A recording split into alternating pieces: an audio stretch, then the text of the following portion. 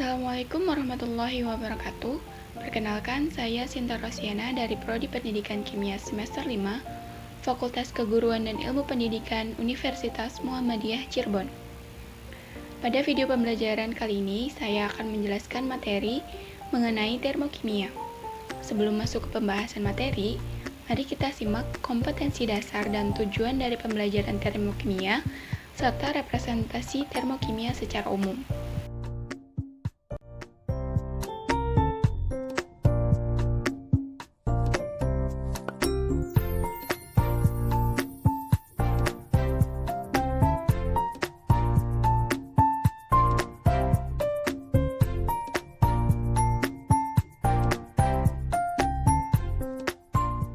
Masuk ke pembahasan materi mengenai termokimia. Termokimia sendiri adalah cabang ilmu dalam kimia yang membahas panas yang berhubungan dengan reaksi kimia. Dalam hal ini adalah kalor atau energi yang menyertai suatu reaksi kimia, baik kalor yang dilepas maupun kalor yang diterima. Dalam termokimia ada yang dinamakan dengan sistem dan ada yang dinamakan dengan lingkungan. Sistem adalah segala zat atau objek yang diteliti atau kita amati. Sedangkan lingkungan adalah segala sesuatu yang membatasi sistem. Contohnya begini, air panas di dalam botol. Nah, air panas tersebutlah yang kita amati. Maka air panas tersebut yang kita sebut dengan sistem. Sedangkan botol adalah batas antara sistem dengan lingkungan. Nah, jadi lingkungan itu apa? Lingkungan bisa kita katakan dengan udara atau bisa tangan kalian yang memegang botol tersebut. Ada 3 jenis sistem yang berhubungan dengan pertukaran energi panas, yaitu ada sistem terbuka, sistem tertutup, dan sistem terisolasi. Yang pertama ada sistem terbuka. Pada sistem terbuka terjadi pertukaran energi dan materi dengan lingkungan. Contohnya air panas dalam botol. Saat tutup botolnya dibuka, maka bukan cuma panasnya saja yang bisa keluar masuk, melainkan uap airnya juga. Kemudian yang kedua, ada sistem tertutup. Nah, pada sistem tertutup terjadi pertukaran energi, tetapi tidak terjadi pertukaran materi ke lingkungan. Contohnya pada air panas dalam botol yang tertutup, maka yang bisa keluar masuk hanya panasnya saja. Kemudian yang terakhir ada sistem terisolasi.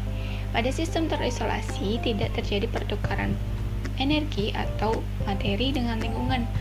Contohnya pada air panas dalam termos. Kemudian ada hubungan sistem dengan lingkungan. Antara sistem dengan lingkungan akan terjadi suatu transfer energi. Dalam hal ini dapat kita katakan bahwa sistem dapat mengalami kerja atau bisa mendapatkan kerja dari lingkungan. Selain itu juga, sistem bisa melepaskan kalor ke lingkungan, bisa juga lingkungan yang memberikan kalor ke sistem.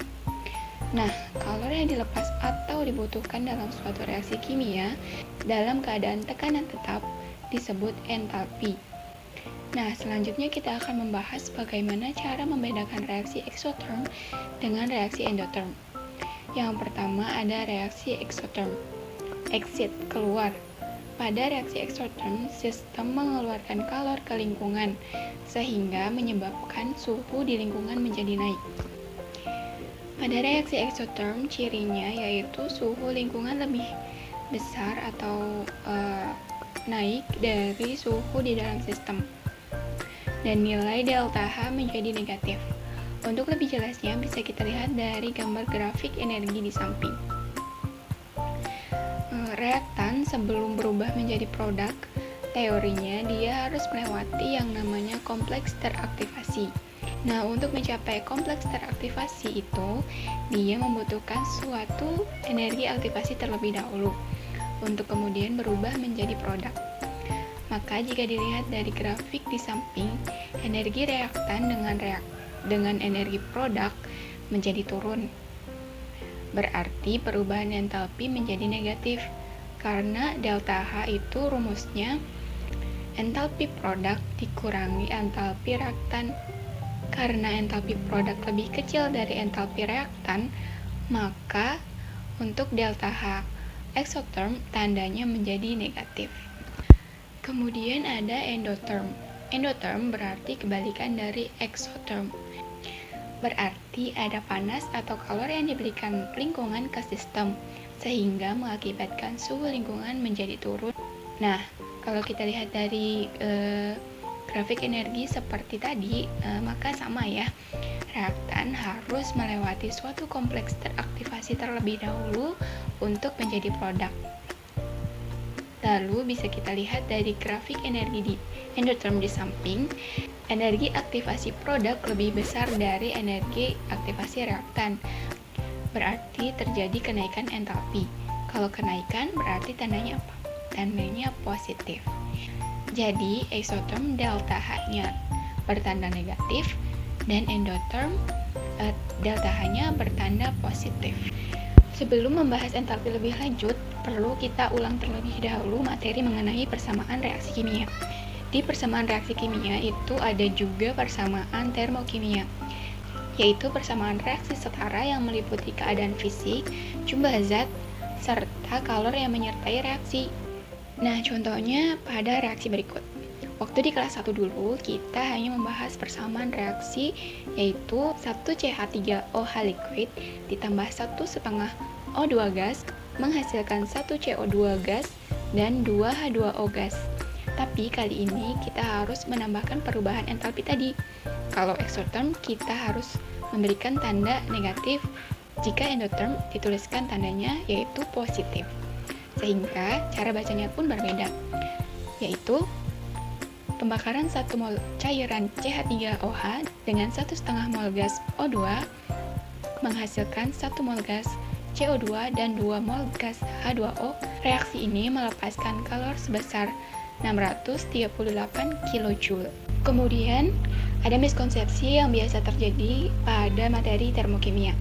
Miskonsepsi yang terjadi di antaranya yaitu siswa tidak bisa membedakan antara suhu dan panas. Di sini siswa beranggapan bahwa gelas kimia adalah sistem, karena yang berada di dalam gelas kimia adalah sistem. Siswa mengklarifikasikan pembakaran lilin ke dalam reaksi endotherm, karena lilin akan menjadi habis ketika api menyala. Konsep yang berhubungan dengan reaksi pembakaran, siswa percaya bahwa reaksi pembakaran selalu menghasilkan api atau nyala, dan beranggapan bahwa setiap reaksi dengan oksigen termasuk persamaan termokimia dari perubahan entalpi pembakaran. Kemudian yang terakhir ada representasi kimia dari materi termokimia yang telah disampaikan tadi. Yang pertama ada level makroskopiknya. Pada reaksi exotherm, suhu pada lingkungan naik atau lebih besar dari suhu dalam sistem. Kemudian level submikroskopisnya yaitu sistem melepaskan kalor ke lingkungan dan mengakibatkan suhu di lingkungan menjadi naik. Nah, untuk level simboliknya, rumus perubahan entalpi delta H. Baik, itu tadi penjelasan mengenai materi termokimia serta representasinya. Kurang lebihnya mohon maaf. Wassalamualaikum warahmatullahi wabarakatuh.